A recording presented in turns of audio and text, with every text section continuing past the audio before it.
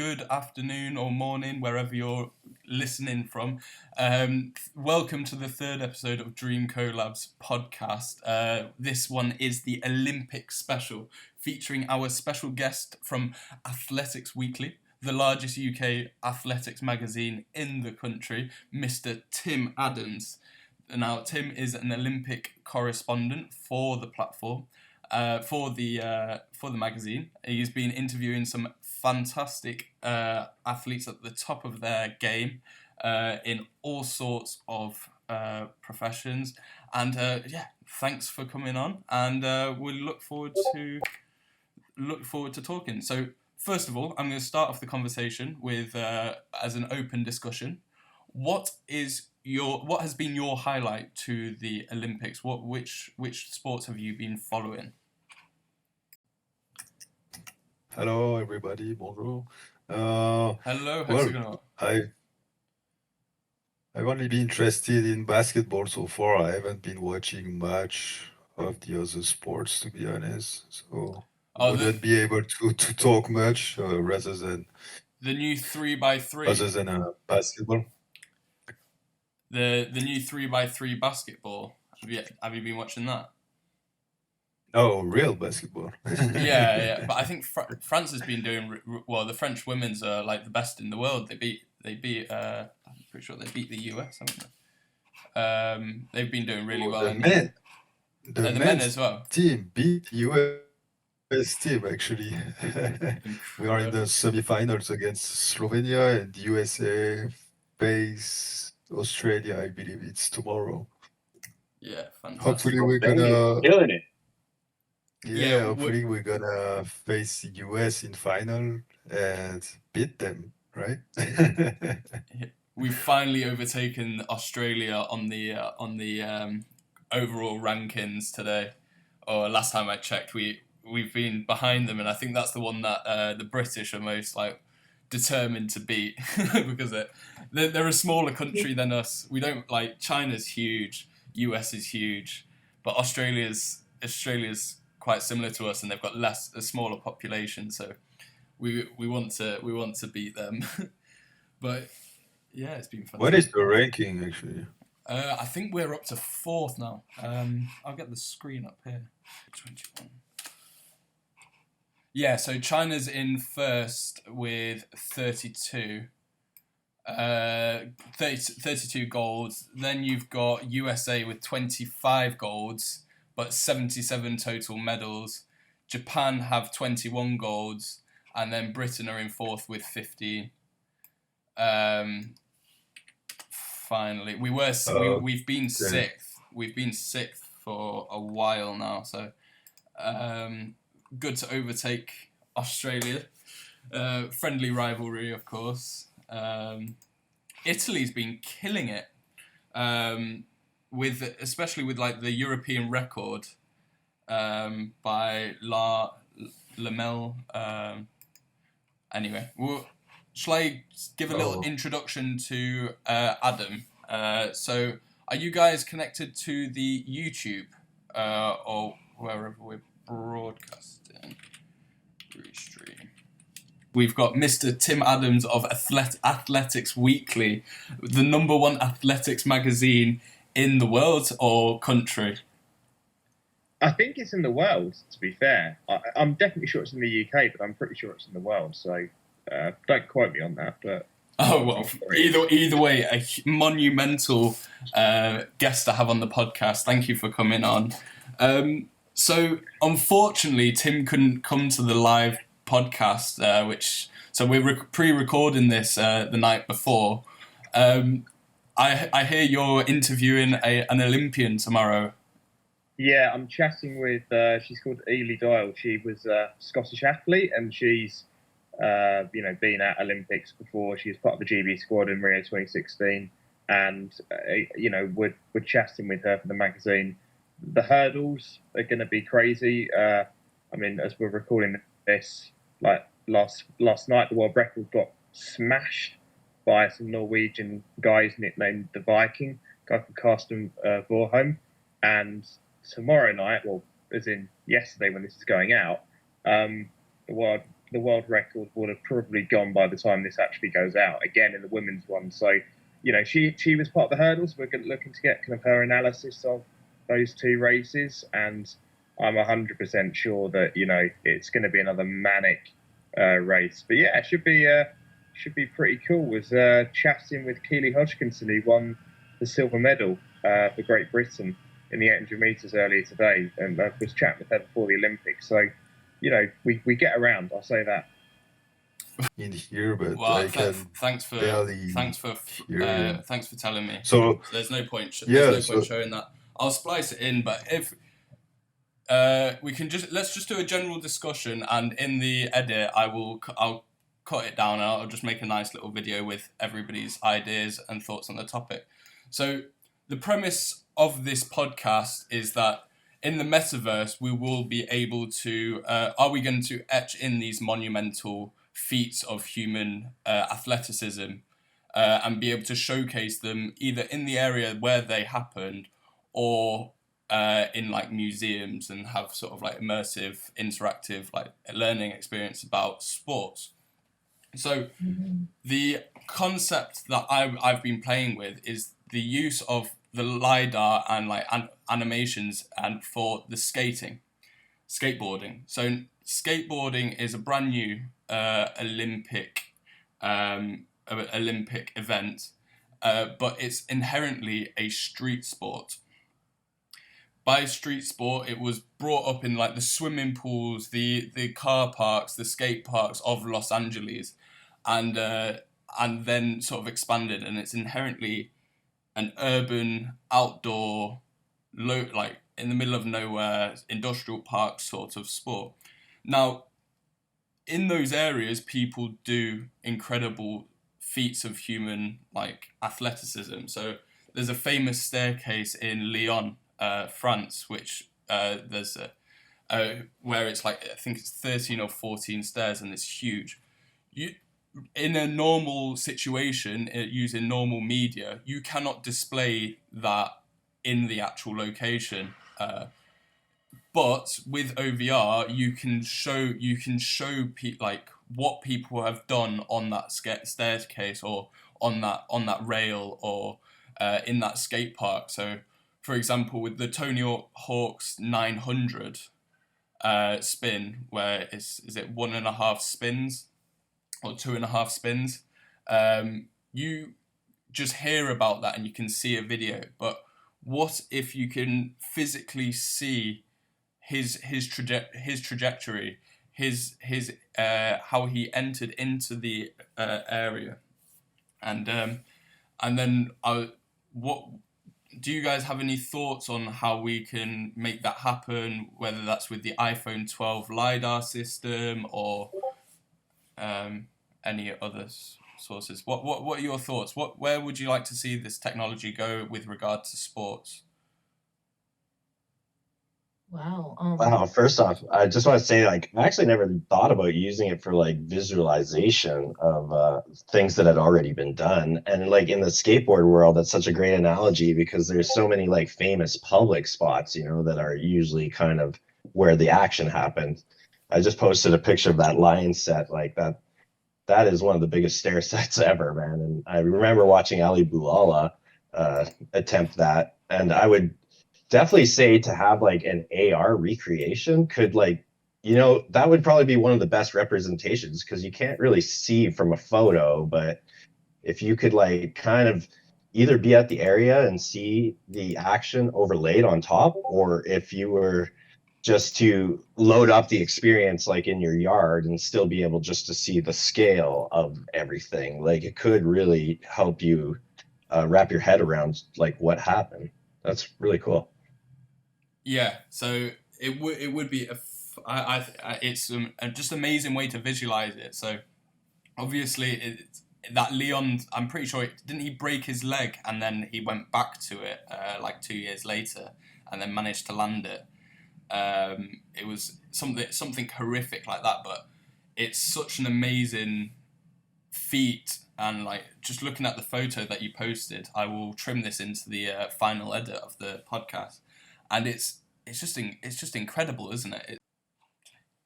Yes, so I actually asked Tim about this before, and this is what he said. You will be able to map it out, make a digital version, and then place it, and then show the actual tricks and all this sort of like insane feats of athleticism being done, and it just gets replayed over and over and just stays in that location, and it's just I can just see it being a fantastic addition to like that sounds so cool. Like I think the skateboarding especially, like we're moving with the times within either tech or just sports, and we're talking about the Olympics, and you look at these new sports at the Olympics, the people actually taking part are like they're so young, like 13-year-old won the skateboarding. it's crazy.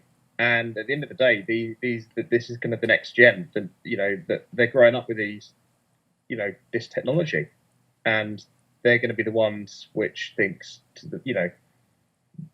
going to be easy for them. Like when they're using this tech, and like that collab between the tech side and the sports side is going to be great. And obviously, if you can have the people winning the gold medals at the Olympics, then actually, being the mouthpiece for that tech and actually for these ideas, then again, like talk about breaking down barriers. I mean, you're going to be smashing them with a hammer. I mean, it's going to be pretty cool if you can get like people who have been involved in the Olympics, like actually like helping out, like with marketing and actually showcasing it. And like, again, I think that would be quite easy. Like if you actually, the skateboarding, like that sounds so cool again, like, because it's just, you're kind of creating that video game idea, that aspect, but again, it's surreal thinking about it. What do you so digital femme what is the sort of, do you know the timeline at OVR for being able to input data onto our hexes from like a website or anything like that? Not sure what the exact timeline is, but I know they're working on it on the back end. Can you hear me? Yes, I can. Once I know definite timeline or in ETA of it anyway for execution, I'll definitely let you guys know. But they are you know what's interesting? Since I've been on board with the team as of last Thursday, you wouldn't know it, but they're really busy on the back end. You wouldn't know it, but the marketing team is like hella busy. They're reaching out, they're creating 3D animations, they're going through storyboards. It's exactly what a marketing agency would be involved in. We just wouldn't know it. And so obviously, they're readjusting their communications and stuff. So hopefully there'll be more consistency rolling out. I want to talk. I want to go back to the sports experience, like especially the skateboarding. They would have to probably wear some motion capture suit. Like that would be the only way until the technology evolves more. But let's say you have a famous skateboarder, like three of them, right? They would probably don a motion capture suit. Like I don't know, like a wireless one. I don't know if it's connected. Like I'm not really into that industry, and they would just do their thing, and then they would capture that motion, and who knows? Like then there's that whole lidar experience. So definitely there are components of technology that can really make that happen for you, Dream Collab, or for like the world. Like it's a great idea, you know. Imagine. Yeah, so I wish we had Mnup on the MNOP on the podcast, because he was telling me he had some really interesting ideas about sort of like data capturing clothing that he's working on. So next time he's on, I'd love to rack his brains about it. I'll make sure that he comes on when Tim's on as well, and we can discuss about the his clothing concept that he's working on. Is it in stealth mode? Like, is it one of those you have to sign an NDA kind of thing, or it doesn't appear it doesn't appear to be. I'll reach out to him and we'll see what's happening. But all this sort of like motion capture stuff's already out there, so it's just making it cool, making it like skateboarder worthy, because they don't just wear any old thing. Like even if they destroy their shoes all the time, they always try and get like a style brand or something to sponsor them. So it's trying to merge the line between sort of like the suit and then making it cool. And So then right, and then in AR, and then overlaying it where they actually did that particular stunt. yeah, so For sure it can happen. It's just, has it happened already? Like we don't know. Like we don't know what's going on in Silicon Valley. You know, we don't know, but we it's need. probably, yeah. Well, it'd start off with animation, so you can recreate the sort of like animations that of what people have done. So like Tony Hawk will never be able to capture his 900, but hopefully in the future, this is one direction that I wish we could, like, that I'd love to see get pushed forward. So it's just trying to talk about what the possibilities, what avenues this sort of opens up, and where we are at today. So you're spot on to say that it's not totally possible now. With the LiDAR system, I don't think it supports video. Correct me if I'm wrong, but I don't think there's like video LiDAR. And even if there was, you'd have to get several cameras and mesh them all together, and it sounds Exactly. yeah, you'd have to have it be very strategic about it. But it's not outside the realm of possibilities in the next 4 or 5 years. Yeah, I was Correct. gonna say, I think it becomes more possible as our computing power grows, because the photogrammetry software will just get better, and we could potentially take like all those old videos and pull that motion data from them. But yeah, the LiDAR for the spots would be perfect. Polycam and iPhone 12, you could like scan a skate spot perfectly. Right. I mean, the parts of the technology is there. It just takes people to figure it out. That's how DJI, that drone company, got started. Like people were taking their own versions of drones that they were making. It used to be like a hobby, like an RC hobby, and then they would like literally attach cameras to it, and then they would outfit it to like different things, like whatever enterprise or industry needed, like geology or you know what I mean, like geophysics. And then people just started modding these types of drones for whatever they needed, and then here comes DJI. Don't we have the Like that's best how DJI expert was in the born. house? Meta Design, aren't you a drone operator? What? Oh, That's correct. I actually fly drones commercially for TV, movies, and some no industry way. purposes. That's And awesome. that's one of the things that I do is I haven't actually messed around with LiDAR too much, just because the drones are a little more pricey, and I just haven't had a chance to get my hands on one. But the photogrammetry stuff I've been doing for a while. So that's where you just take a sequence of photos, and then the software will like triangulate tie points and build like 3D models from video or photos.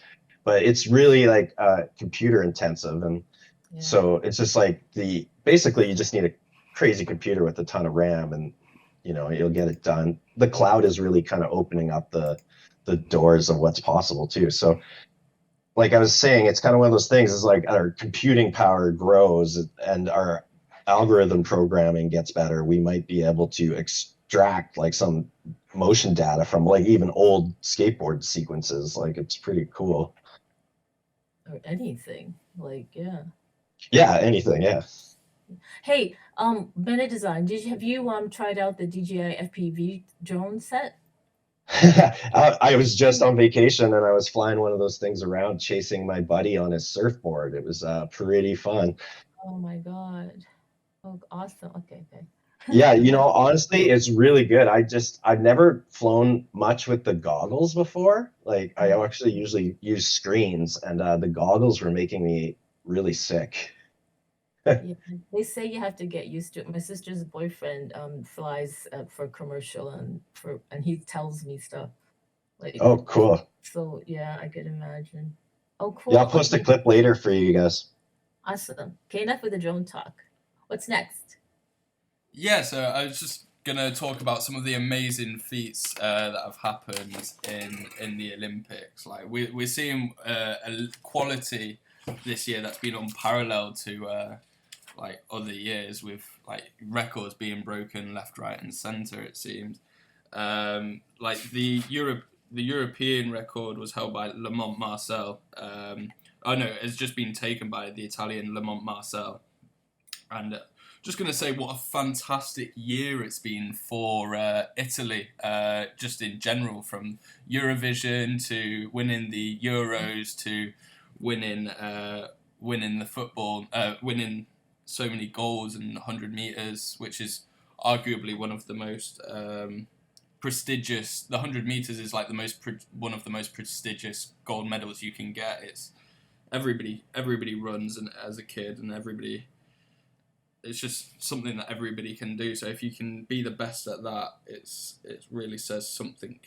I was also going to talk about this spreads outside of the Olympics, but I don't know if you follow or have even heard of Stora Army. They're a parkour group from the UK, and they did the film.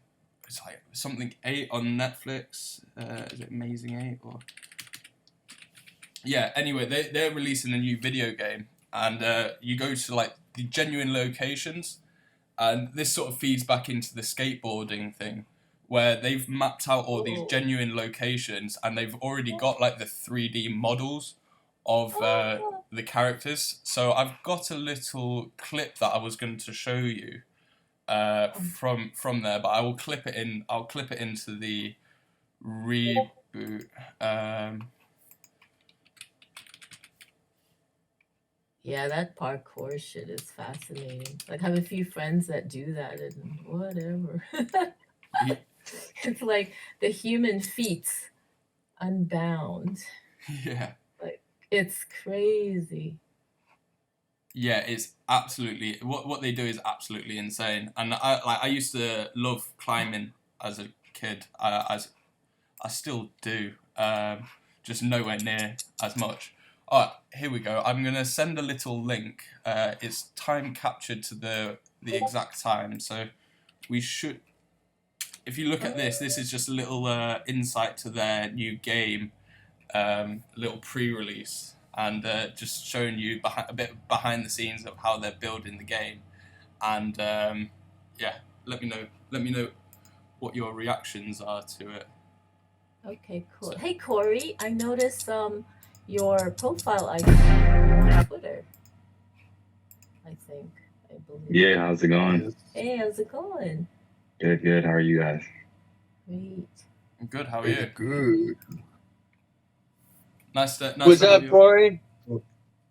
Pretty good, man. Just hanging in there. How are you guys? Living the dream. Oh yeah, for sure. Living the dream, 100%. How you doing? Okay, welcome. Welcome. Welcome, Corey. How have you been finding the Olympics so far, Corey? Good so far. I'm from Jamaica, so it's pretty good to see everybody as far as like the track and field winning. So I've been pretty happy about that. Yeah, well, Jamaica's amazing at track and field. Yeah, fantastic. Yeah, so what's been your highlight? So far through the Olympics or just in general? Well, in the Olympics, have you had any highlights, or is there anything that you're getting super competitive over, or you've got experience in and you can share your insights? So far not yet. So far I've just been watching everything going on. For me, I'm mainly like soccer, so I mainly play a lot of different games and everything, but mainly I watch a lot of the different teams. Manchester United is probably one of my favorites, honestly. And I'd probably say Chelsea third. I'd go for Arsenal. Nice. But overall, big soccer fan. My university was right next to the Arsenal stadium. Nice. Yeah, it was really good. So I tried to go to a few games, and then then COVID happened, and I couldn't go anymore. So I had to move back up to Manchester. Yeah. Yeah, fantastic. Yeah, it's a shame that there's no like professional athletes, because the Olympics is very much it's all amateurs, isn't it? So anyone who's getting paid obscene amounts of money, like in football, they're just not represented there. I've really been Yeah, that's weird actually.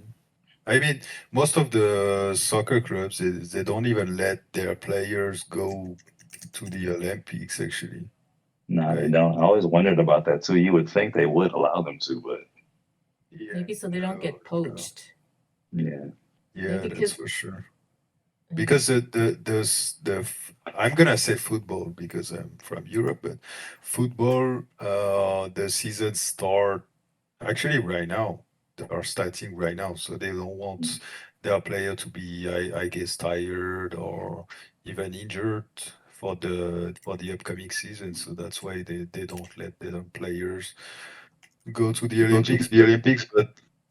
But there is something else actually, is that for football, it's only the teams, they can only actually take only 3 players over 23. The rest of the players have to be under 23.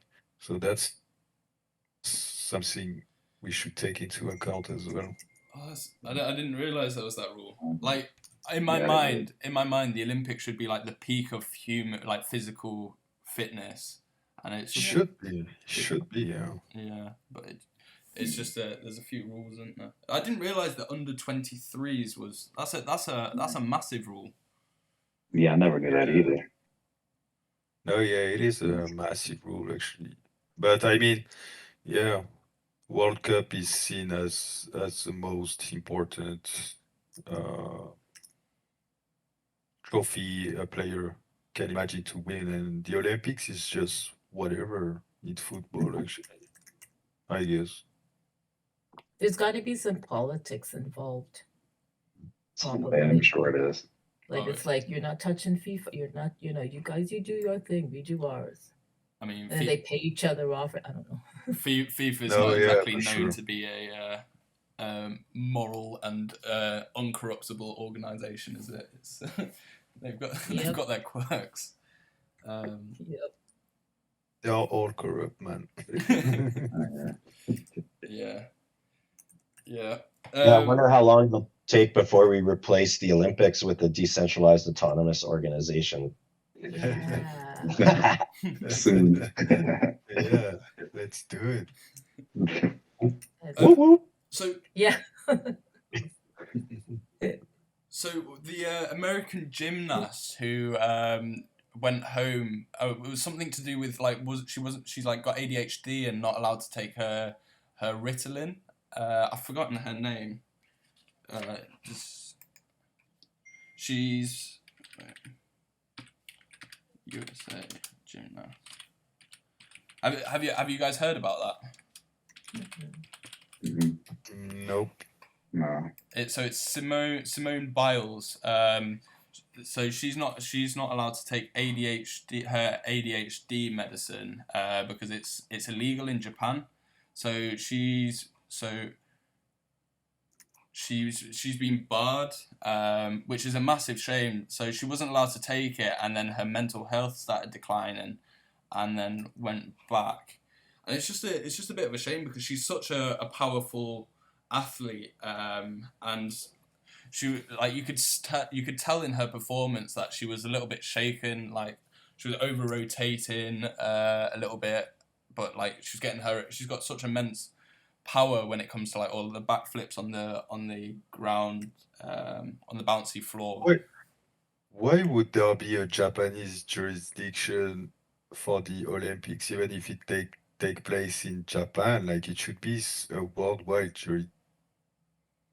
Like for example, like if you are in an airport, like it's a worldwide jurisdiction. It's not like a specific country jurisdiction. You know what I mean?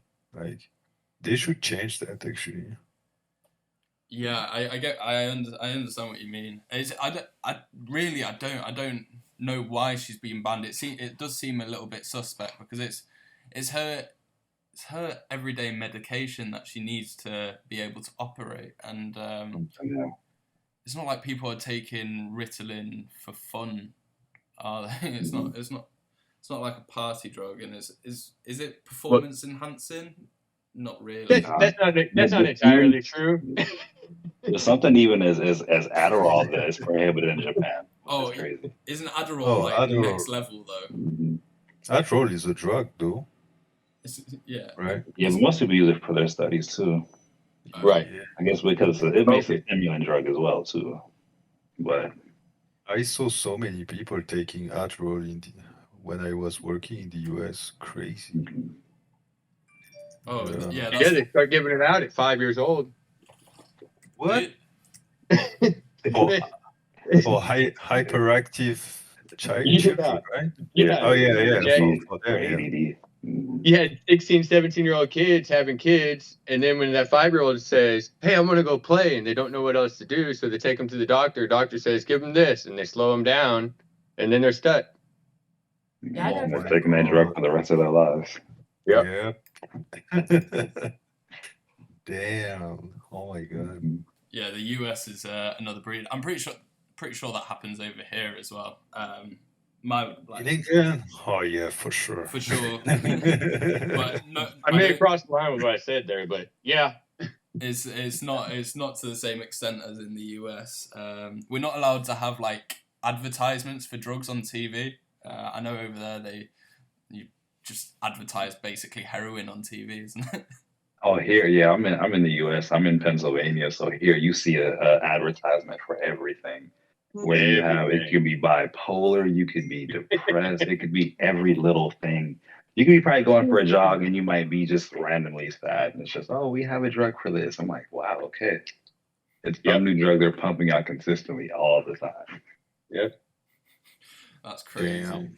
Yeah, that's crazy. Hopefully they're not. Well, I'm not condoning that drug companies advertise on OVR, but at least they pay well. Yeah. That's for sure, yeah. God. Yeah, so what else? In other... Go on, Hexgonaut. Yeah, but actually, you just raised a point because maybe some pharmaceutical company they will try to advertise through OVR saying, "Oh, hey, be careful, guys, with all these AR experiences, you could get this and this or that, you know." Let's see in the future. Anyway, I think they're going to make They it more probably will. enhancing. yeah, they probably will. Yeah. That'll probably be like something. It's too much of a mental thing in your brain. You're constantly watching your phone, or you have these glasses or this headset on your head 24/7, so it's causing some form of corruption. They'll find something or some kind of excuse to use to develop the drug. Oh, yeah. Yes, for sure. Definitely, yeah. You've also got one of the Anyways, best R&D, like loads of people in the UK, if it's not supported on the NHS, will go to the US to get special treatment or go private over there. It's huge. It's well known. I know at least 2 people who have done that.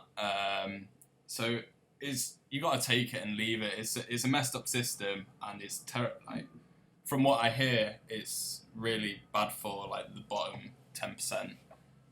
Whereas over here, everybody's so proud of the NHS that if they tried to take it away, there would be absolute riots in the streets. But it's not the best system. So anyway, let's get back to the Olympics because we're going down a bit of a tangent here. Yeah, no more drugs. Yeah. No more drugs. So Tom Dean and Duncan Scott got the first British gold and silver combo in the 200-meter freestyle swimming since 1908.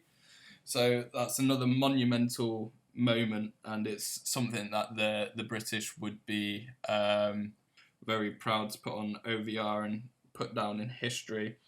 On the topic of having two people win the medal, there was the Italian and it was in the it was a high jump actually. The two of them won the gold medal together, and they were friends. It was really heartwarming story.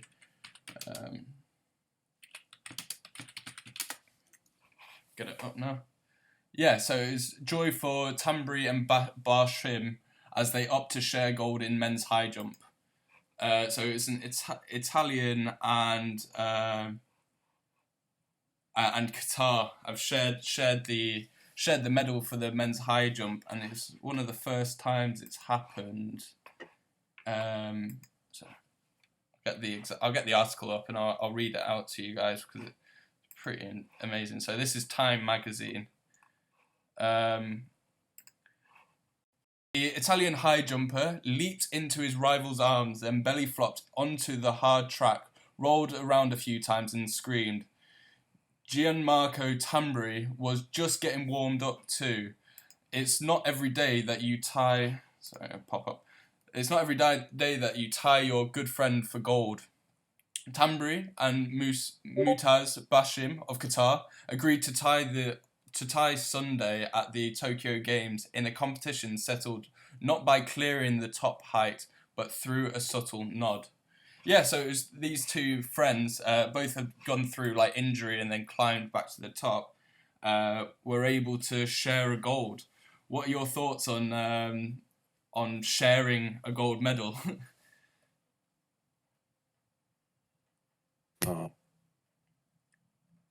Hello? That's yeah. I can hear. I mean, yeah, I don't know about that actually. Like, yeah, I guess it's good. Like, I guess it's good, but well, they seem very happy. I suppose they weren't getting too competitive, but maybe if you've both reached the top of like what you're capable of, and your mates, then why not?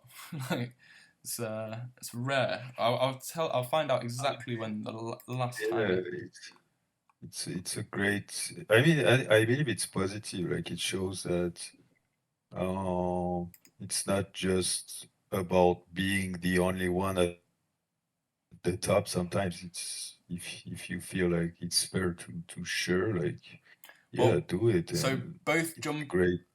both high jumpers were perfect until the bar was set to the Olympic record height of 2.39 meters or 7 feet 10 inches off the floor, and then both of them missed it 3 times.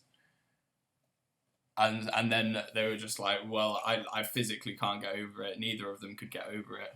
And then yeah, and then they ended up sharing it. I think they were going head to head or like they were competing for about 2 hours at the time, and then they just couldn't go any further. And I just thought it was a very heartwarming story. The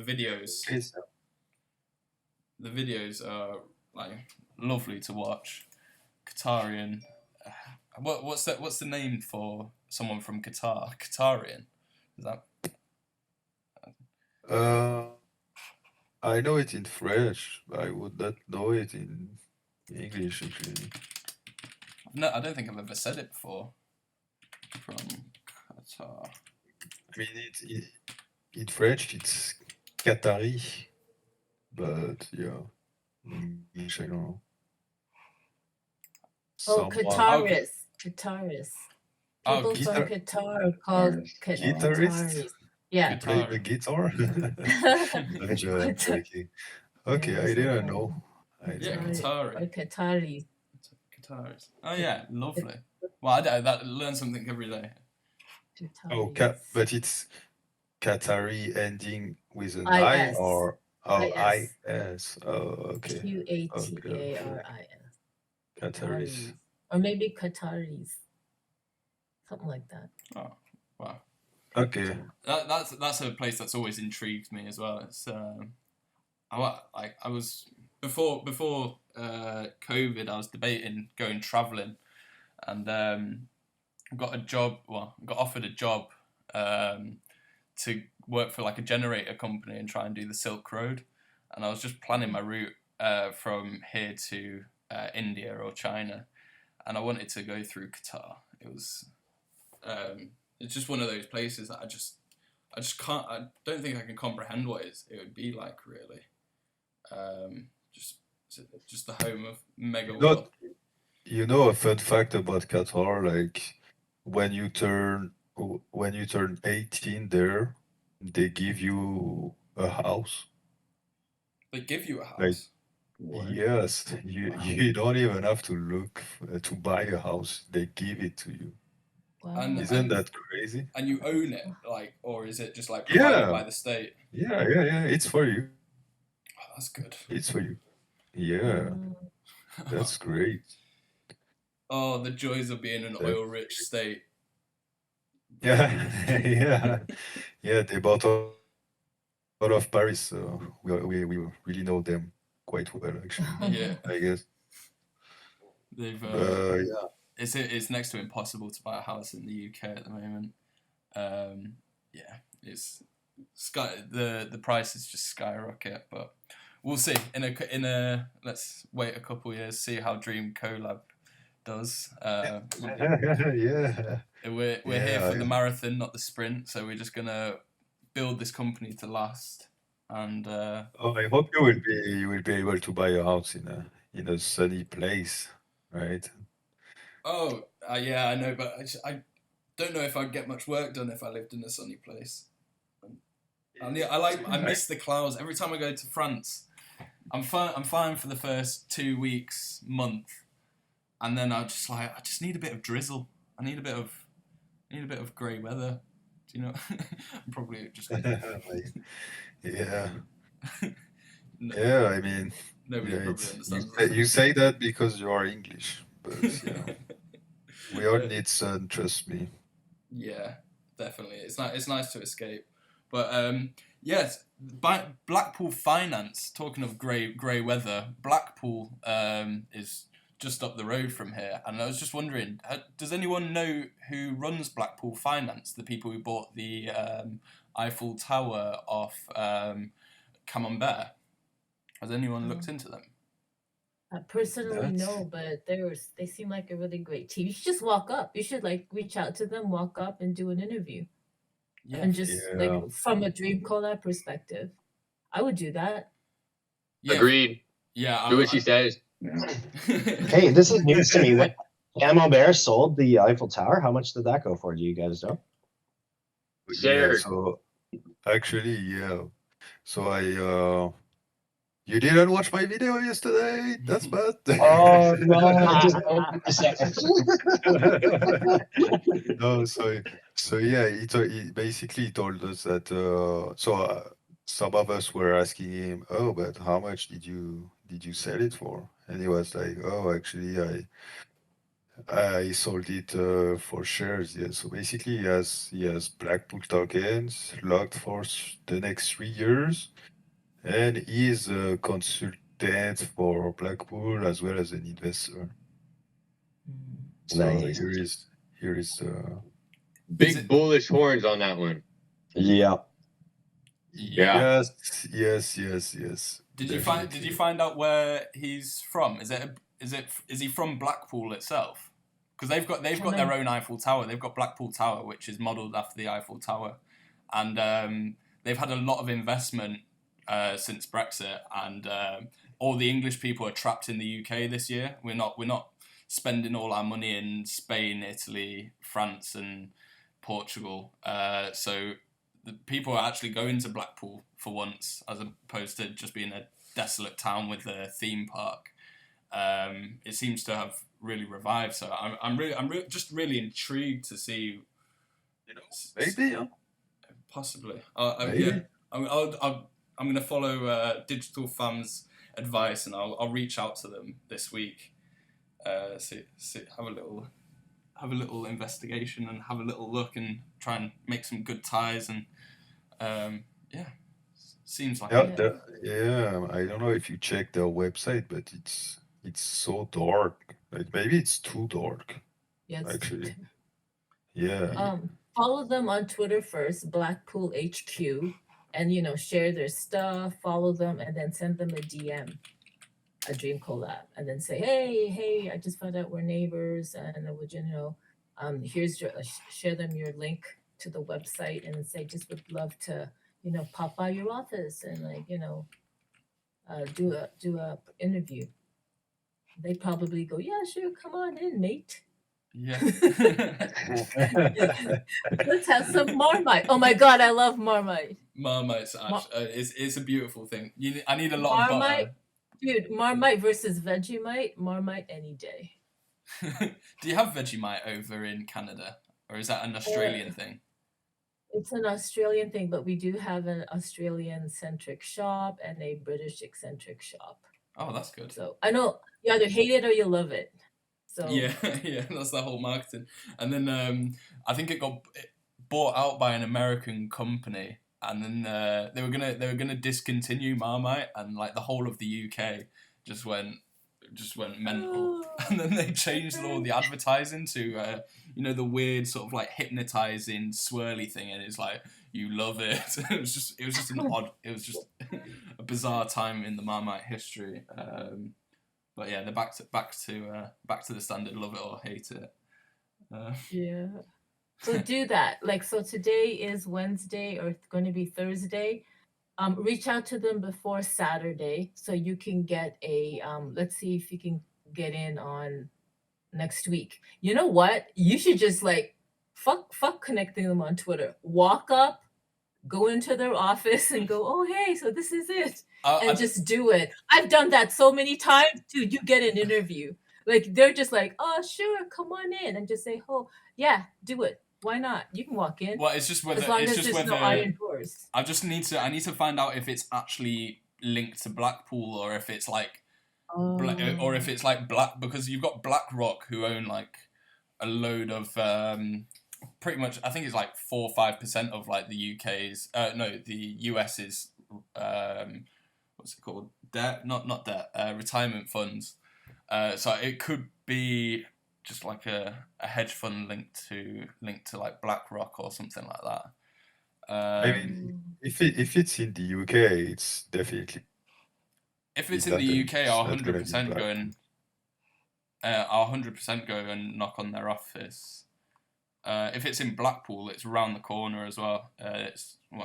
Just get the train there. It takes like an hour, because the UK is tiny. It's so small, but Blackpool's in the northwest, and a lot of people from Manchester, just like childhood, just goes to Blackpool Pleasure Beach, which is it's just like an amusement park. They've got like Pepsi rides and stuff like that, and but it's just the last 30 years it's just been going downhill.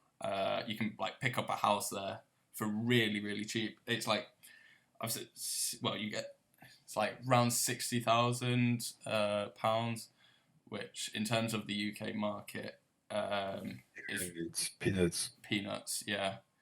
But it's one of those cities that was huge in like the Victorian times, and it's just like sort of deteriorated over the 20th century, especially the latter half of the 20th century, and then now that like fishing and people are trapped in the UK, so they're getting a lot of tourism there, so it just sort of makes sense. They've got like a Madame Tussauds and stuff like that over there. It is quite interesting, but that's their official name that they're licensed under is Blackpool DAO, DAO. So they're really a finance. Decentralized organization. Ooh, I like. You like. I'm gonna go deep. I'm gonna do CIA work, guys. Permanent internet activity. I'm gonna find connection. CIA insider, the Trojan horse. Hey, so while we're on the topic of sports and AR, I just wanted to mention something, because like I'm a big Formula One fan, and a couple weeks ago they ran a test. Yeah, right. They ran a test on the because they were doing the reverse grid qualifying races. And while they did that, they ran like a ton of AR stuff. It was really cool to see. They haven't put it into the regular format yet, but I'm kind of expecting that to maybe coming next year because it's all changing. So just exciting to see this AR stuff like popping up kind of like everywhere we're looking. Like Yeah, It we is gotta gonna be popping, yeah. we gotta get them on Yeah. OVR because you know what? It's popping everywhere, but they're doing their own thing. They're going on platforms that are going to be obsolete in like 5 years once OVR rolls out. Like, I'm for real. Like to me, all these metaverses and virtual worlds, shut up with the VR. But OVR is really, I'm not saying it because I am an investor in OVR. If I was just a objective person looking in, I would go and I'd have half a brain. I would go, oh my God, like OVR is like whatever that platform is, that's how it is. It's the future. Because no other metaverse, no other platform literally layers over the world where you can just grab the land and put on really content. And the fact that you can utilize it through a phone, and for sure in the next 5 years, like what I just heard that Google is going to stop. What is it? What? Stop supporting phones that were in the last 5 years. I can't remember. Google Android's gonna like stop supporting that and just continue, Yeah. right? I mean, the phone will eventually disappear. Like Yes, yes, everything is gonna be through glasses in the future. yeah. But right now the phone is an early portal, is an easy portal because everybody has one more or Yes, less. it's a good way for people to adopt the technology is through phone because everyone has a phone. I mean, Yeah, almost. I love Formula. Well, And yeah, I'm every you could pretty much say everyone because like even when I went to like Morocco and like like if you go to Africa, it's like they've got a lot, like everybody's got like a smartphone. I end up yeah, buying. I mean it's not the case yet in Africa, but it's gonna be the case within the next It's getting there. 5 to 10 years. Yeah. I told you about this project which is called World Mobile Token, and they are gonna be huge as fuck in Africa, and they will provide mobile and internet network to all of Africa and people with a smartphone. So this is gonna happen definitely. Yeah. But so yeah, OVR, yeah, maybe in 5 to 10 years, OVR is gonna be big in Africa as well. We Yeah. have to take that into account. Well, back to Carmen's point, like, yeah, if you've got half a brain and if you're just logical about it, it's just like because it's directly in front of you and it enhances your day-to-day experience. So it's just going to be incredible, really. I just think it's way more practical, and because it's practical, more people will adopt it as like a day-to-day use because it can serve actual purpose in their lives and like enhance and solve problems and enhance current situations and current the way that we interact with the world, whether it's buying digital assets from like shops or like buying tickets or pointing tourists around a city centre or meet the fans in front of them and get like information bots about this like off like Neymar, let's say at like PSG or Mbappe, just giving you a tour around the stadium.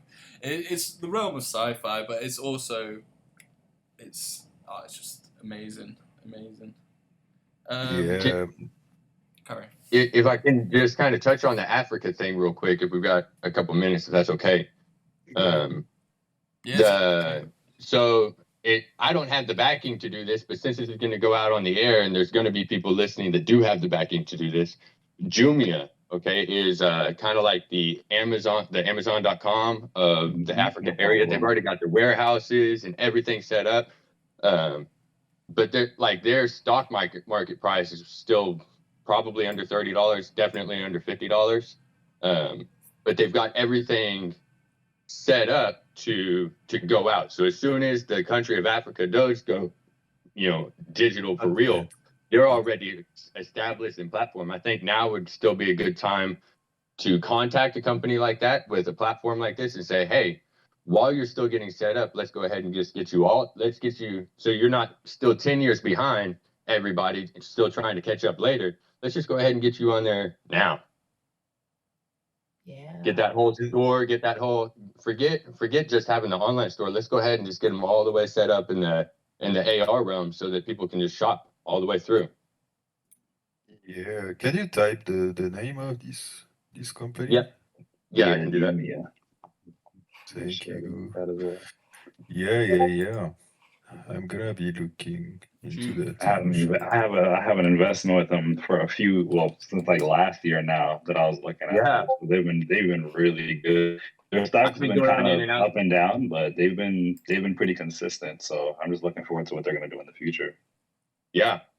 I think they're set up pretty well to take advantage of that market.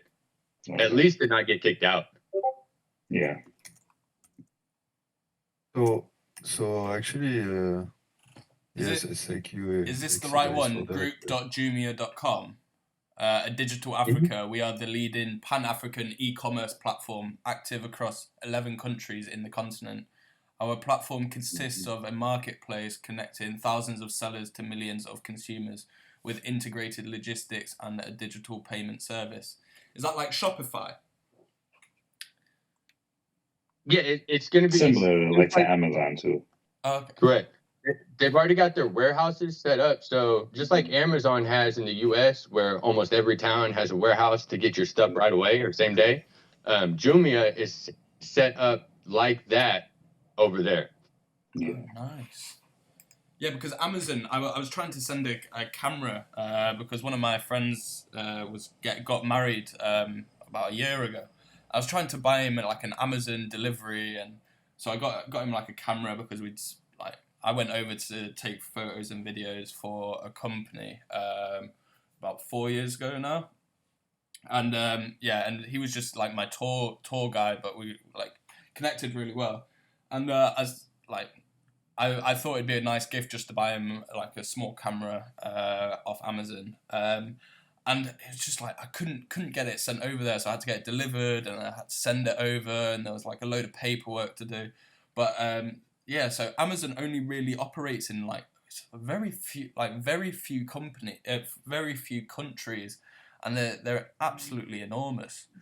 It's just so Jumia's in a great position to take full advantage of what Amazon isn't able to do. So I'm going to look into them after this because that's very interesting. Yeah, definitely interesting. Yeah. I believe they're headquartered in Germany, if I'm not mistaken. Sorry, where? They're headquartered in Germany. Oh, Germany. Oh, Jumia. Yeah. Okay. Oh, cool. So how about you, Corey? So we haven't really got the chance to hear much from your experience. How many lands do you have? How did you get to discover OVR and so on? Yeah. Oh, so I mean, so far, how many lands do I have? I think I have about 200 or so. As far as the lands, I got to go back and count to see, but I think I have around 200 right now. Nice. And so far it's been pretty good. So it's pretty new to me with everything as far as the metaverse and OVR going on. It was actually one of my coworkers that put me onto it, who showed me everything that was going on with it. So once I saw you guys and everything that was going on, I just kind of started to just take advantage, buy land, and start to really see all the different moving pieces and how I could really implement my different ideas and designs into the OER perspective. Oh, that's great. I mean, it's new for every one of us, actually. Don't worry. Yeah, because I'm just it's pretty cool because it's just I feel great about it because it's something that I know for a fact will take the world far and really take us to a new advancement. And for me, I work in the tech space, so like I work at Comcast, which is part of NBC Universal. And for them, it's I have a partnership working at Apple, so I do a lot of different trainings and things like that, dealing with like a lot of the different Apple devices. And one thing I noticed with Apple and Samsung and a lot of the different companies is that a lot of their different tech, they're implementing LiDAR scanners and different things that enable us to use AR and a lot of the different technology that's in place right now. So for me, that's really exciting because it's only the beginning for just doing that. But I know with Apple specifically, they're doing that to gear up their AR glasses. So I don't know how exactly they're gonna do it, but I know it's something that's coming further down the line. So I'm just more so curious to see how all that tech will unfold. So I know with OVR and all that, it'll be really great to see like what exactly will come out of it. But for me, it's just really taking advantage while I can now because the market's still really young, and it's something that all of us Exactly. could really benefit from, but really change the world and really change the perspective of so many individuals that might have like a negative connotation about how they may feel about AR or how it may affect them or anything like that. Because it's really about the experience and really just sharing the knowledge to be able to do more. So Right. that's Yeah, that's number one. Right. But and because yeah, go go on. ahead. Go on. Okay. Well, no, I just wanted to say that yeah, it's either you adopt AR now or either you adopt it later on. So it's better to just adopt it now and yeah, taking advantage of it right now, right? Okay, go ahead, Right, Corman. right. Well, I just wanted to say that people need to realize that OVR is just a canvas. It's just literally like land, like the world, and come on and do whatever you want. Because I'm noticing on Twitter, people are saying, "Oh, like you should do this," or "OVR, you should do that," and I'm like, "No, dude, no." In my mind, I'm thinking, "You do it." So, so it's like you do it. Like if you perceive a certain project, like this whole LiDAR sports skateboarding thing, you guys do it. OVR has the platform. You get the partnerships. Like you have your hexagons, you have your overlands, you do it. You do biz dev, you do R&D. That's I feel all like it is. you're really building your business at that point. Cause like you have the foundation now, really. So it's really how do you take advantage of the foundation and really build on top of that? How creative can you really get and how can you share this information with others that'll Right. really maybe not just affect your life, but affect theirs and then being able to share something else with another individual. Yeah, exactly, Corey. And the thing that I love about OVR is you can actually take your own overlands or hexagons and you create whatever you want to create, just like people are doing in the real world. They set up a brick and mortar, they set up manufacturing, whatever. Do it in AI. However, the limitations are the limitations of the platform. Yeah. However, that's where partnerships come up. However, that's where this whole spatial web, people need to understand spatial audio, like this whole spatial 3D, whatever that I hate labels because it keeps evolving and it's funny how media or these supposedly online influencers coined the phrase metaverse and they're trying to like, oh, I know about the metaverse, so I'm gonna add a metaverse article because I want to show up on something that's trending so our brand can be like, first and foremost, like the future of. And I'm like, in my head, I'm like, shut up. Like, we are just shut up about the metaverse. We don't know what it's called, but let's call it the metaverse for now, right? Or whatever it is. But it's constantly evolving. And the technology, like the whole server issue, how are you going to serve up?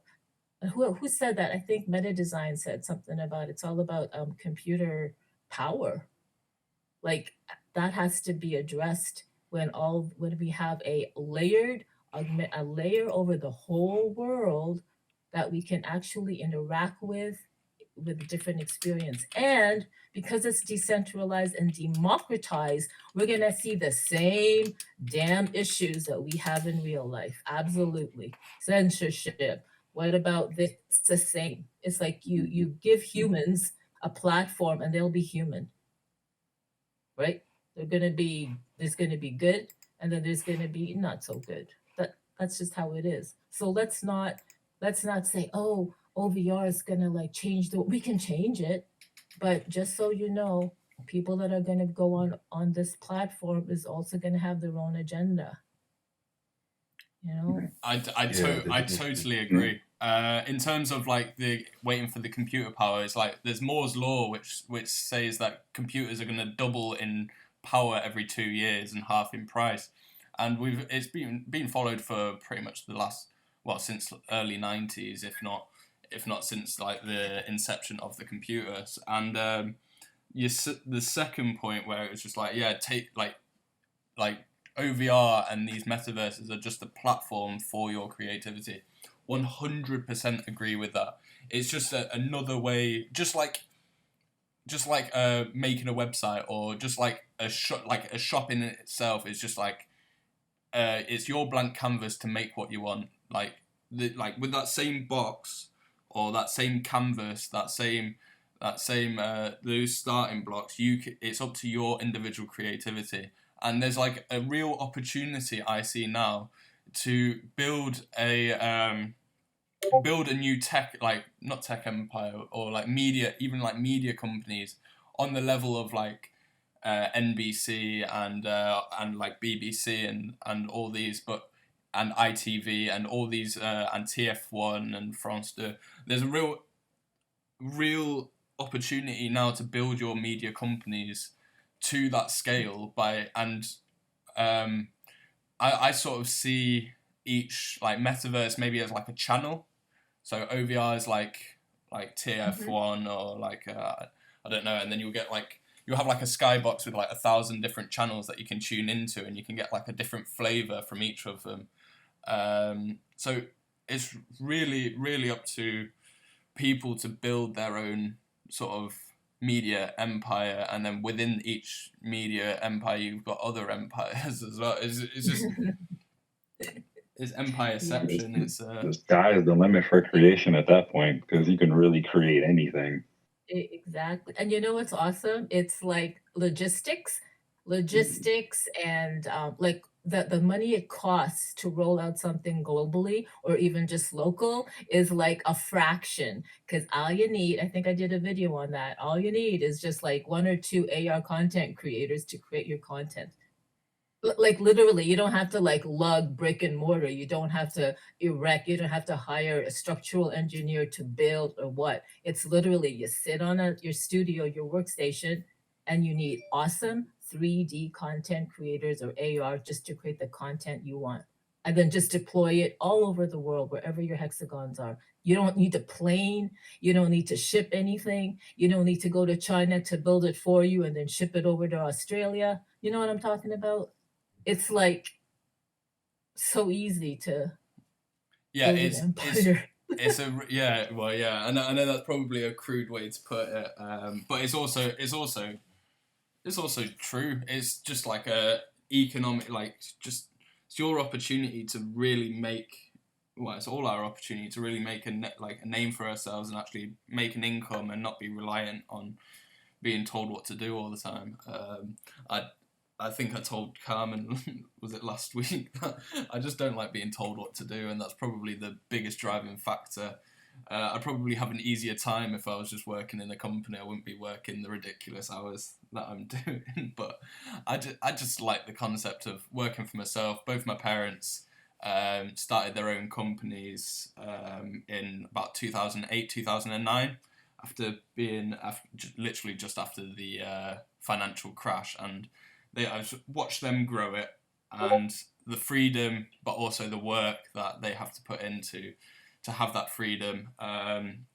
So I've sort of feeding off that, and there's a capacity for unreal amounts of growth in this industry, and we're there right at the beginning. So there's going to be a whole host of different strategies. Whether your strategy is to become like have as many different layers all in one location, or whether you're just broadcasting on like just OVR, or if you want every single metaverse in like Monaco or something like that, or or whether it's more to like enhance your current brick and mortar business, or whether you're trying to do some sort of digital business, but that people can access from their local parks or in areas where you've never really been able to broadcast, advertise, set up shop before. Right. Karen? I have a question for each one of you. What technology or what thing are you most excited about that hasn't happened yet or is in development and you just can't wait to get your hands on? I say for me, Consciousness transference. What is it? Which one? Hexadice? I'm sorry. Consciousness transference. Oh Lord. Wow. Woo. Okay. That's gonna be interesting. All righty I mean, it then. hasn't happened yet, you know, Oh, but it's not God. far. Yeah. Meta design. What about you? Are you there? Okay, let's move on to Corey. Do you have an answer? A reply? Yeah, I'd probably say just really like to see like a new AR, like an AR glasses, an AR headset of some kind from Apple. I'm really looking forward to kind of seeing what they're gonna do with their technology, because I know they're very detailed and very precise with how they roll out things and how they design their products. So it's that for me. What Yeah, about we you, need some Jimmy? hype beast AR glasses that are really functional. And the Snapchat glasses just don't cut the mustard. It's not good enough. Yeah. No. What about you, Hexagonot? Oh, sorry. Yeah, go ahead. Go on, Hexagonal. You go first. Yeah, I mean, I the next big thing would be the glasses as well. I definitely think it's gonna change a lot for the AR industry. It's the next big step, and it's gonna blow the mind of everybody because it's gonna go mainstream and everyone will have to adopt it, right? So yeah, let's just see how it goes in the next 5 years, 5 to 10 years. Yeah, probably. Meta design. What about you? I definitely say, yeah, the wearables are going to be what we need for mass adoption, I guess. And seeing like Facebook, Samsung, and Apple all grind away at it, super exciting. I'm also just like super excited for Unity integration with OVR, because then we can start gamifying things and, you know, issuing NFT rewards, which I hope when ETH 2.0 comes out, we're going to have like negligible fees. So like this is going to be much cheaper and easier for us to achieve. Yeah, wow, that's true. Yeah, so out of all of us, Hexadice is the only one that's like, woo! It's totally out there. For me, it's AR glasses. Like, I just want something. I don't want to hold my phone. I just want to like plop something on, in front of me and in my eyes and just walk around with it. But yeah, and Unity too. Unity adoption, like more. If I could take that one step further, I think contact lenses would be even cooler. Oh yeah, it's the next big step. Yeah, that's like 3 big steps away or 4 big steps away. But you've got like see-through OLEDs. But the issue is with those ones, because they're incredible. You can display stuff with like a clear background, but it's just being able to focus on something so close to your eye. I just don't know how they're gonna be able to fix that, because if you've got you can have OLEDs in like glasses at the moment, and you can see through it, and everybody else can see what you're looking at, but you can't focus on the content on your screen. So it's just a screen for everyone else that's next to your eyes. So, so I think the projection onto the glass is probably better for your eyes anyway. Vuzix, have you guys had a look at the Vuzix glasses? No, I've heard of them, but I can't recall. I'll get these are a pair that I'm debating getting. They're about $800. I'll try and there's some that are quite look actually quite good. So I think it's the Vuzix Blade. I'm on their website. It kind of looks like Yeah, a me little bit too. of a version of their Google Glass, like original, but It's weird. this one. This is the one that. So it's the Blade smart glasses. These are the ones that look the most normal. They do need like an Italian. I think they need some sort of like Italian designer to come in and just like rejig. Is that the one? Oh, okay. Oh, Let's see. Blade upgrade, €1,000, 840. Yeah, yeah, it looks good.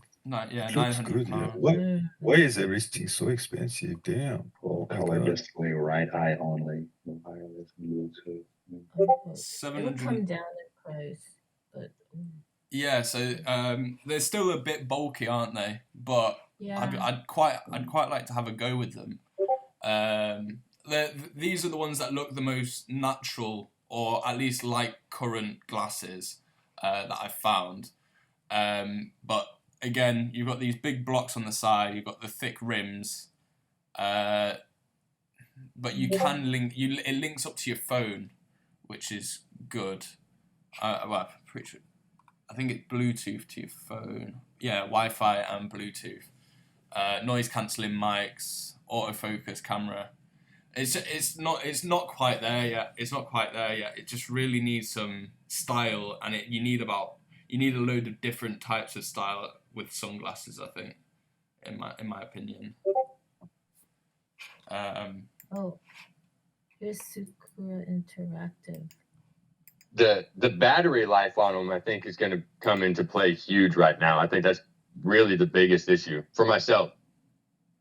Oh, That's why I think edge computing is like a real big deal in this space, is because they want to offload the CPU processing into the cloud, so the battery life of our devices can be a lot longer because they just essentially become display. yes. Because right now, I think most of the glasses are lasting like an hour, maybe 3 hours max. Yeah.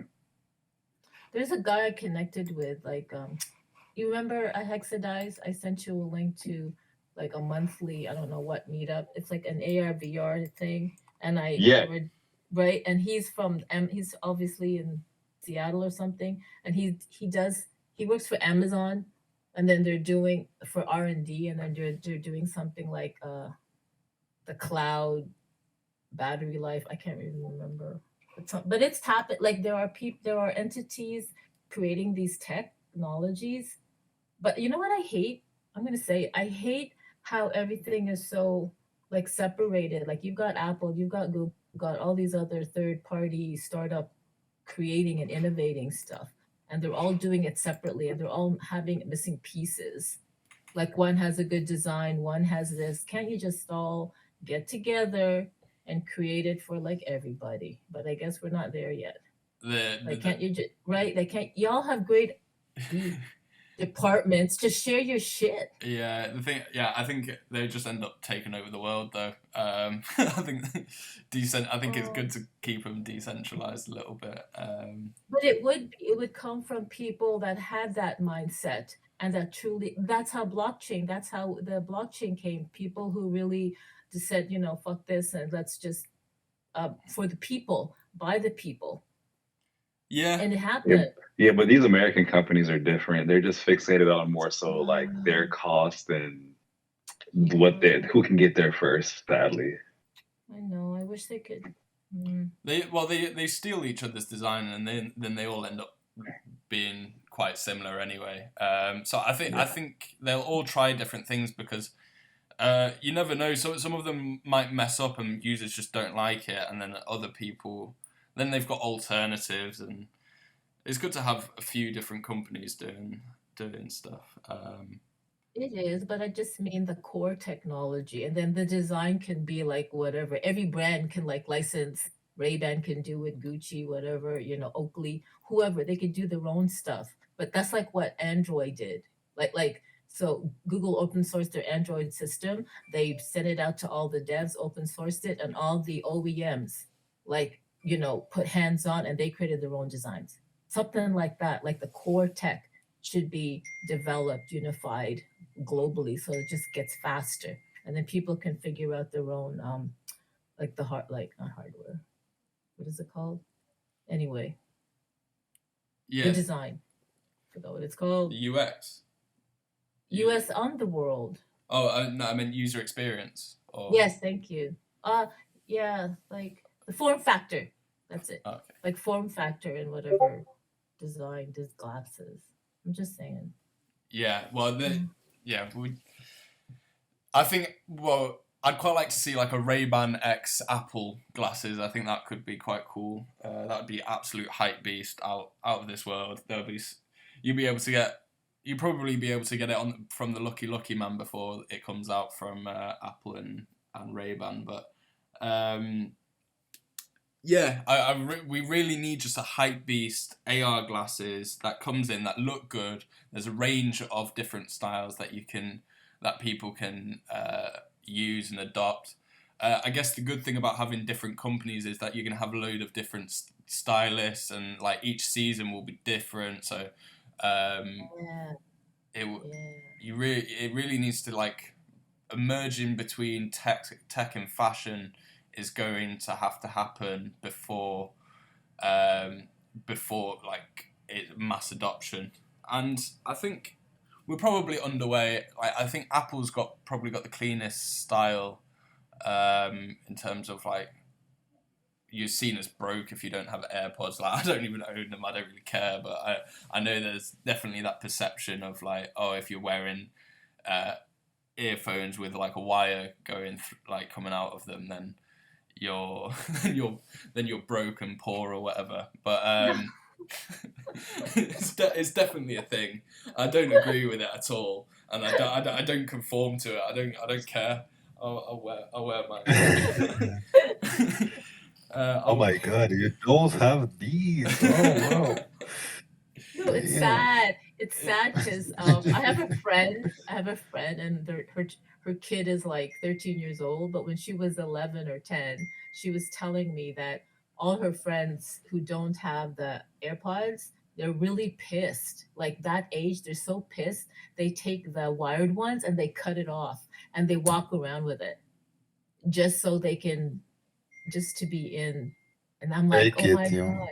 Is that what they do? And then she said yes, and I was like, oh my God, Yeah. that's like Oh sad. damn. I like function, but yeah, I guess if they're wearing it, it's a bit like wearing earrings, isn't it? But you can't hear it. Yeah, they just want to see. They just want to walk around and have people know, oh, they have like AirPods, but they're not. That's sad. Yeah, we've got. Yeah. I mean, it's just a trend, you know. Like when I was a teenager, the trend was to have a his pack, you know, this kind of bag. But right now, like it's all about technology. So Oh, this is how it is, you know. And in probably 10 years, like the teenagers who won't have like these smart glasses will be in the same position as the teenagers who don't have AirPods, right? So Mhm. it's just a matter of trend and time, I guess, right? yeah. Well, yeah, if we can get the trend to work in our favor. I've got. When I'm ready, Oh, yeah. we'll start reaching out to like influencers and stuff like that. I need to build up to a point where I'm ready to start reaching out. I'm nearly there. I want to get some developers on board, and then there's sort of a base for people to actually start trading through the platform. I've started to reach out to like universities. I'm now able to like advertise at a couple university on their careers, and I've also like called up a load of game developers, and they're looking into OVR at the moment. I'm also talking to people at Accenture and KPMG through a really good accelerator program called Sky's the Limit. Fun, like amazing. They put you in contact with it's like a mentor-mentee program for like entrepreneurs, and I've got so many great responses from like Accenture, KPMG, then a few other like businesses, like a retired businessman from Pennsylvania, actually, Corey. just like really good at putting me in contact with these people. And so with the Essentia, it's like it's a lady from Michigan who's like works in like software development, has got links to like NVIDIA, and also a lot of the there's a French company that does the automated shuttle buses in Michigan. I've forgotten what the name is. I'd have to find out, but yeah, she's going to put me in contact with some good contacts in sort of like the gaming industry. Then I've got other contacts from like influencer marketing that I've done before on some of the seasonal businesses, but it's really, really hard to try and explain this concept to like a Instagram model. It's not. It's if we're trying to get into like the fashion industry, it's because as Carmen was saying, these people, they actually have half a brain, right? So this is very complicated to explain to this kind of people, right? Anyways, you'll get there. Let's not say that. I wouldn't go that far. They found a way to get paid for looking good. But beauty is really something that doesn't last, right? So yeah. Anyways. It's funny. You just reminded me when I lived in Germany, guys, for 3 years, 2007 and 2010. And the reason why I moved was because I really thought the 3D metaverse platform was going to be the future. And in 2008, I got involved with 3D printing. And we, two friends, we went around Frankfurt in Germany pitching to these 3D, it was like, 4D Concepts. Was a supplier for Strategist. I forgot that name. Anyway, we were pitching, hey, let's have 3D printing cafes, because I was heavily in Second Life, and one of my friends created a way to export your 3D models in Second Life as a file to be put on into a 3D printer. And they were like, it was hard to pitch. And we were saying, no, printing's the future. Like, everybody's going to have it in their home. They're going to be printing their own spoons and forks and Legos and toys and stuff. And nobody could understand that. So I got in touch with Terry Wohler, and he was like the father of 3D. He comes out with a report every quarter. And I met him at Euromold. It's this annual thing that happens to be in Frankfurt, where all the prototyping, rapid printing, and all that companies are there. So I met him, and I go to him and I interviewed him, and I said, so Terry, we're trying to pitch that 3D printing is actually going to be mainstream, and it's going to be in schools. Artists are going to use it. And then I said, how can help? Like, what can you do? What can you advise us? Because we're getting our door shut in the face. And then he literally said, you got to wait 10 years. And we're like, what? And sure enough, like, it started happening. And one of my friends in Frankfurt messaged me a couple years ago, and he goes, you never guess what happened. And I said, what? And he says, a 3D printing cafe just opened up in front of our apartment on Balkenheimer. And I was like, oh shit. And 10 years. Isn't that crazy? Yeah. So it took the electric car 100 years. When you're an early adopter and you have these visions, but maybe it's not good to be an early adopter, because the tech isn't there, and neither is the demand. That's what that's what I realized. You got to build. You definitely need to treat it like a marathon, right? Because some of us are so passionate and so creative, and I think some people push a little too hard too early, and then they burn out. It's like they say, the first person gets shot going through the door. Yep, good point. Yeah, it's definitely a marathon. I take that expression into all walks of life, including drinking. It's a marathon, not a sprint. You gotta last the evening. You gotta last the test of time. So we're building this company to last. OVR is looking like it's gonna be at the forefront of this. We need to completely push. Well, we need to push it. We need to create the demand. People just don't know about it yet. So if we can if we can get the sports athletes, so I was talking to Tim yesterday, and he was very impressed about getting this technology into the pockets of athletes. He might be able to help with that later down the line. He was very much intrigued about the skateboarding, that skateboarding idea, and if we can do like little things like this, I realize it will require funding, but give it 6 months, give it a year, I'll start getting the funding that I need to push this forward. And I think there's a lot of opportunities for other people to go out and get funding. So I attended the Entrepreneurs Collective meeting last week, and I've got a one-to-one chat with them on Monday, this Monday coming on the 8th.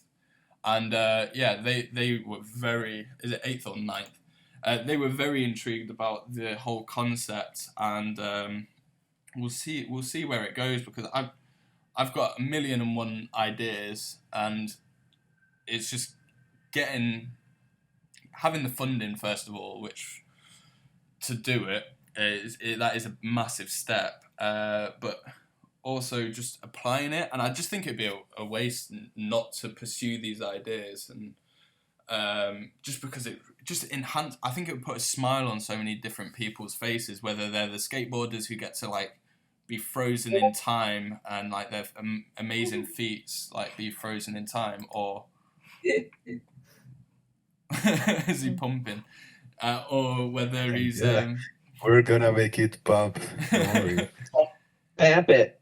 Yeah, or whether it's the people who are witnessing these amazing feats, hopefully, for like a long time. So, whether we can get these held on trust by like an organised entity, like either a non-profit or someone who just like holds all the locations on trust, and then people who go to that area, go to that skate park and out compete, then can send their achievements to the central company that maintains it, and then it's like, okay, well, yeah, we approve of this design, and then so it gets uploaded, or like in terms of like five-a-side pitches and like having a scoreboard, so that I'll separate this from the skateboarding. So this, as soon as we can pull data through, there's apps that's hugely popular in London and the UK. It's called Football Addicts, and it's an app at the moment, and essentially you find people to play football against, and it's usually random strangers, and so you build your profile, and it's sort of like a social profile, and then you just pay like £4, £8 to go and play at like a football pitch, and you can go with friends, but usually it's for people who don't know anyone in London. They just go and play football. You have a great time, but if you can maintain the scoreboard on there, and you can pull data in through from these apps, because I know that you can update the data on there. If you can put this into the metaverse as well, then you can have like it just be incredible for scouts in the sport, who can like be like, okay, so this is where this person trains, like he got this, or this side scored this many goals, and you can have like, because you pay for it anyway, people might pay the extra money to go to places where they've got sensors on the goals, where they've got like you can just like trace and like track different things. So if you can get wearable tech that monitors your like how fast you're running, so, or even run it through the app on your phone if you're willing to carry it in your pocket whilst you play, which a lot of people do, because you don't really want to leave your phone next to a bunch of strangers, really, although it is usually fine. Like people have their phone in their pocket whilst they play a lot of the time in these things, and like you can track, if you can then track what people do, then it's just incredible to pull all that data through into the metaverse, and into like have live stats about how fast the goal was kicked, or have live stats about how fast a player's been running, passing, all this different technology in sport. It's just I just want to see it done. I want to see it done, and I wish I had more time on my hands to do it all. But yeah, what are your thoughts on that? Lots. There's a lot to decompact. Well, you either do it. There's two ways to do it. The first one starts with a business plan, and you got to have a pitch. But because because there's so many verticals to go after, you either pick one vertical, and you base your business plan on that, and the pitch. And there are hungry VCs. There are hungry angel investors, right? You can pitch to a big VC company. There's a whole bunch. I have connections, and there are just off the cuff, like people, rich guys that want to be in tech and want to get into the space. However, or you can create presentations for every single vertical, sports, healthcare, whatever you want, and have certain pitches and then throw them out there. However, you're walking a fine line. Why? Is because even though you get them to sign an NDA, even though NDAs are kind of like what is it? It's just a promise. Exactly. Yeah. And they'll steal your shit. So it's a fine line because you don't know who to trust. Well, I don't want to overstretch myself. So I've got Dream Kollab. I know what I'm building with Dream Kollab. I've got all these other ideas, and I've always struggled with this, having a million ideas, and I've focused on building this platform because I thought, okay, this is a great one. And I'm really having to put all this, but all I want to do is spread these ideas to other people so that, like, maybe it sparks something in them, and then they can build it up themselves, or I can then go, when I've built up Dream Kollab to a point, I can go back to these ideas, come back to this podcast in 5-10 years maybe, and just be like, oh, I've got all these ideas of where I wanted to see it go. Is it possible now? Is it possible with the current tech? Do I have the time, if it's not possible, to make it happen? Or even if it is possible, do I have the time to make it happen? And so yeah, maybe I can just save it. So maybe it's good that people come and steal these ideas. Just leave dreams. And you know what? I'm gonna say this: no idea is original. Like any business case done in the real world, it can be done in OVR. It's just a matter of technology and a little bit, and it's just augmenting it. That's basically it. However, I also wanted to ask you, please explain Dream Kollab. I know I explained this to you. I asked you, I think, in a PM, but explain to us why it's called a Dream Kollab. So Dream Kollab is meant to be a place where you can dream, develop, and deploy your ideas. So you've got this idea in your head. I want to build this either for the metaverse. I'm going to find the developer that I want, and I can rent out the locations if the central locations are getting harder and harder to buy. Eventually, the next step will be being like an exchange for buying and selling all different kinds of metaverses. In order to do that, I need to make sure that I've got like a crypto side, which I can implement MetaMask at the moment. I just don't think the market's ready for it yet. But I'm sitting on it for now. I just want to build out the development and rental first, and then build out the, like, you're gonna have to have like the fintech side of it, so we can transfer all the cryptocurrencies and transfer the NFTs from different metaverses. Okay. So that's coming together. I've got in the pipeline that's sort of like sat there behind. So that's what we're building. At the moment, we've got the development, which is ready to go. I'm working on getting people on board, and the rental service, which you guys are coming in. So there's great potential there on those two sides, and I think that's the wedge into the market at the moment for me, and then I can spread out a little bit, and I can really become the central marketplace, the central exchange for all these platforms. So working in the AR metaverse, what do I need as like someone who doesn't have the skills to do it? I need to find a developer. I need to find the location. Bish, bash, bush. Come to Dream Kollab. Get it done by expert professionals. So the reason why I asked you is because when I go to the website, I don't get a sense of that. You have developed. Okay, I'm just saying. Please put up an about page.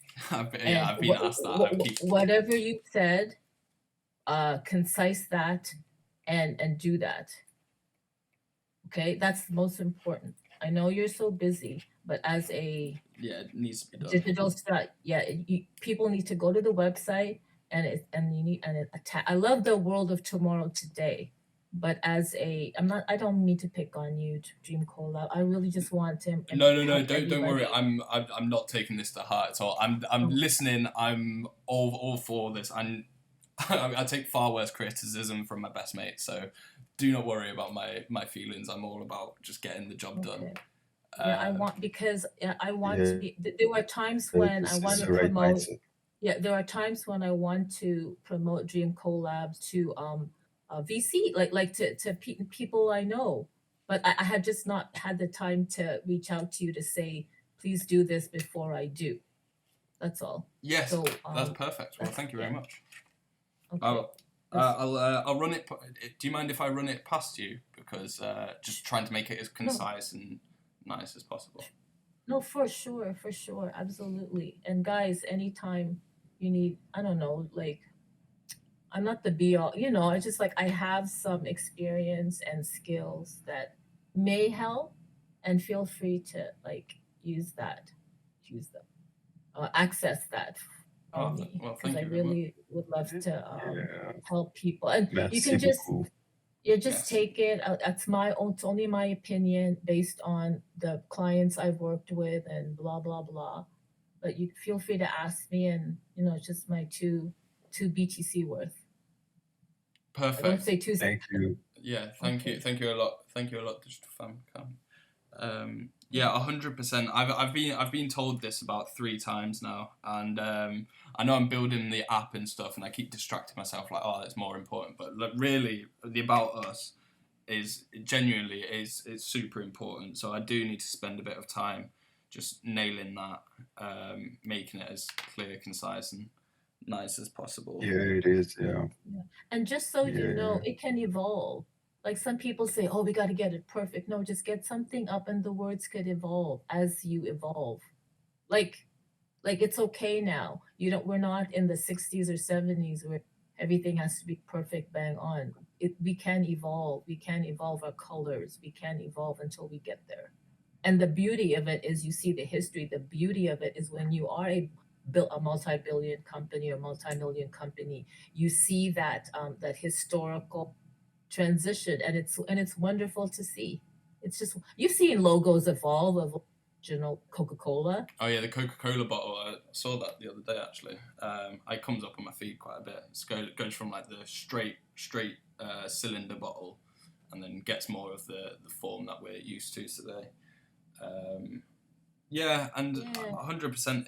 Either like evolution is definitely something that I'm working on. I realise that there is a little bit of writing on there, and I guess I've already outgrown that writing, because I wrote that when OVR had no clue about me, and it was just sort of like nobody really understood about OVR, and I was just like, so I guess the next step is writing it and just being like, okay, so I realise that some people are now understanding what this technology is, and I'm not just being insane by this. Here's what I want to do, and here is how I'm going to do it.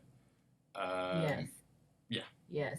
And you can even have a blurb about seeking partnerships. Please, everybody, if you really want to use the OVR platform to create whatever you want to create, make sure you're on LinkedIn. Make sure you are on LinkedIn and start connecting there in addition to, I would use Twitter. I know Twitter, thank God there's not that Trump thing and all that stuff, but I really would use Twitter to connect. They're not really the decision makers. Like the people that handle the accounts aren't decision makers. But the reason why you would is because you get eyes on the prize. Like you get brand awareness slowly. So you tag team. You use LinkedIn and you connect with decision makers. You post stuff about your work. You share other people's content that's related to you, like AR, VR content or whatever on your feed. And then maybe you take time to write something, but comment so you do show up on people. It's just like a whatever, you know what I'm saying. But LinkedIn is important in this game.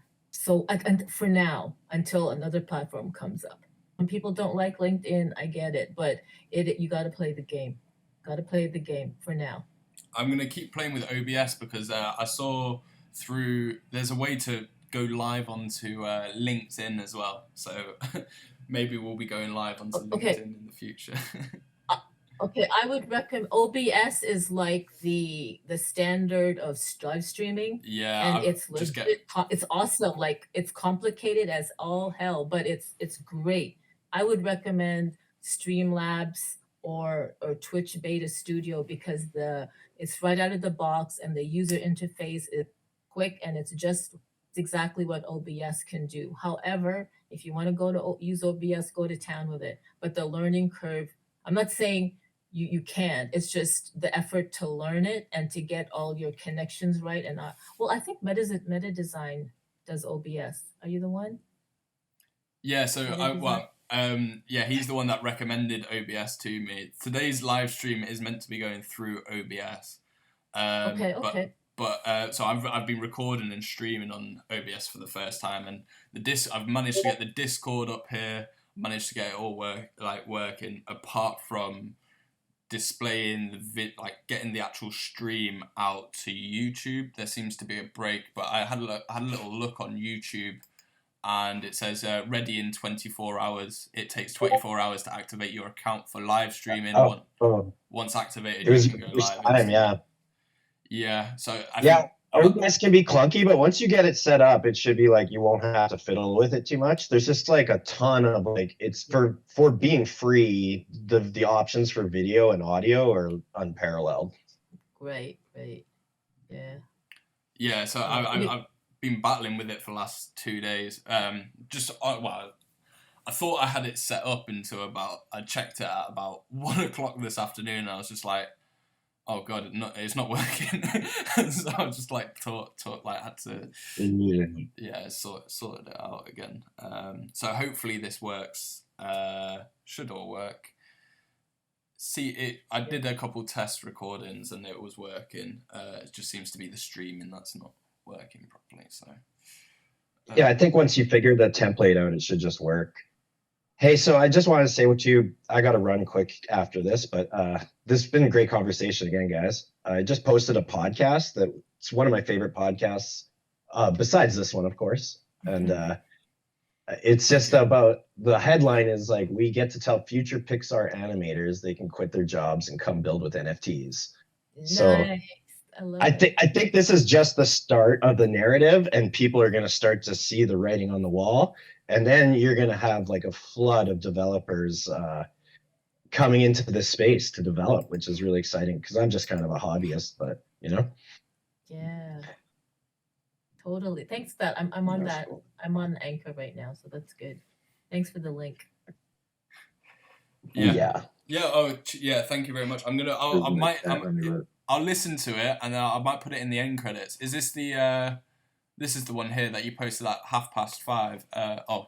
Sorry, that probably makes no sense for you. The Defiant, Stoner Cat, the Defiant. Yeah. Okay, I've got that one. Stoner Cat. Yeah, I'm gonna give that a little listen after this, and then I'll do some trimming to this video. And we've probably, I don't know if anybody has anything else to add, but we can give it. Probably, we've had a very good conversation. I think this one's been 2 hours, 2-hour podcast. This one's been. Pretty good. It's been, I'll edit the first 20 minutes or half an hour with the little mishap with the videos, but the last hour and a half. I've really enjoyed it. It's been fantastic talking to you all. Yeah, Corey, thanks for coming on this podcast. I don't think we've had a proper discussion. No, for sure. It was a great experience. I really appreciate it. Yeah, well, I appreciate you coming on. It's always great to have people come and explain their ideas and yeah, sure. I'll be back. Don't worry. Oh, great. Great. Well, thank you very much, everyone, for coming on. Does anyone have anything else they'd like to add before we wrap this up? No, I did send a link to the there's a certain Telegram group where the OVR team occupied, and I did send a Discord link to them to join, and we'll get them here. We'll get them. Yeah, well, I've still got some quirks to sort out before I go get like Tim. It'll be good to get Tim on. We'll be able to sort that out. He's a good guy. And he's just really good at sports journalism. So we'll get him on in the next, whenever the Olympics finish. I think he's working like ridiculous hours at the moment. So we can rack his brains about any questions that you have, and I'm sure he'll rack our brains about OVR and stuff. So it'd be that'll be that's a great contact to sort of like. Maybe if we can show him, like get physical show him of how this can be used in sport, I'm sure we can probably get something written in the Athletics Weekly, especially if it's if we can do something to do with track sport, 100%. So that might be something that OVR could try and put something together, and then we'll run it through this through Tim as a contact. So if I hear you correctly, I'm sorry to interrupt, but you're saying if there was a developer listening that could make like a jogging track or some sort of sprint track or something to view. So if somebody was listening that knew how to do this and had that ready and could share that we could share with him, then everything could just happen and be this one big beautiful thing. Yeah, definitely something that can come. There's 100% something that can come of it. When you watch the interviews, I'll post the interviews after this. I'll post them separately, and I'll also cut them into this podcast, so you guys can experience either when you're listening to it back, or just listen to the individual interviews. I'll post both of them. But yeah, he was very much saying that there will be a lot of interest in terms of like the sports people, and if we can get like the developer, like the sports athletes to like adopt this technology, something that the athletes can interact with and be like, oh, this is actually interesting. It needs to be of that caliber where it's just like you show it to an athlete. Maybe it's the athlete who, if I can get like a list of the athletes that he's going to be interviewing in the coming weeks or so, or months or whenever we can try and time it, he can show it and then they can sort of experience it, and then it would make a good article sort of thing. It'd have to be newsworthy. Does that make sense? Yep. There has to be some level of quality, but obviously, I'd love to see what people can come up with, and we'll sit down and we can even show him when he comes on. We can get all you guys to show us what you've made for track athletes, if that's something that you're interested in doing. So is that interesting? Yeah, I wasn't saying me. I'm just saying like somebody that knows how to do it. Yeah, no, well, 100%. There's two levels. Yeah. So like, there's him coming in and right. like experiencing these your guys' experiences, whether it's like lap of the track or you just like Hexadize. You put like the stats for, or the was it for the basketball, baseball stats outside the baseball, stadium? Yes, sir. Like systems like that, maybe like. If you could like maybe improve on that, or like the same sort of thing but for track, then that's something that we could show him and he could like load up, and then we could get like a live review, or like you show like the video, you get like a nice video and then we can show it on the podcast through the Discord or something like that. and get his honest reaction, because he's a lovely guy, and he's just really interested in this sort of tech. He's sort of asking me to keep him updated with how everything's going. So definitely caught his interest, and it's just good. It's good contact, and so just Very feed cool. that interest, really. Yeah.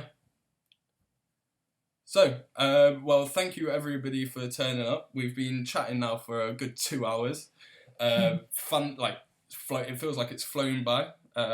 Great people. I'll get all this trimmed up and sent out to you guys. And I'll upload the interviews. I've got a few clips from the interviews. I'll upload them now as well. And I'll send them over. Oh, great. Awesome. cool. Thanks for hosting. Great. Well, thank you very much for coming up and showing yourself and chatting and being interactive and all this amazing stuff. Well, so ciao. Oh yeah, ciao. See you guys next week. Yeah, see you next week. Same time next week. Have a great evening and a great afternoon, guys. Thank you. All right, you too. Bye-bye. Take care, y'all. Bye-bye. Bye-bye. Bye.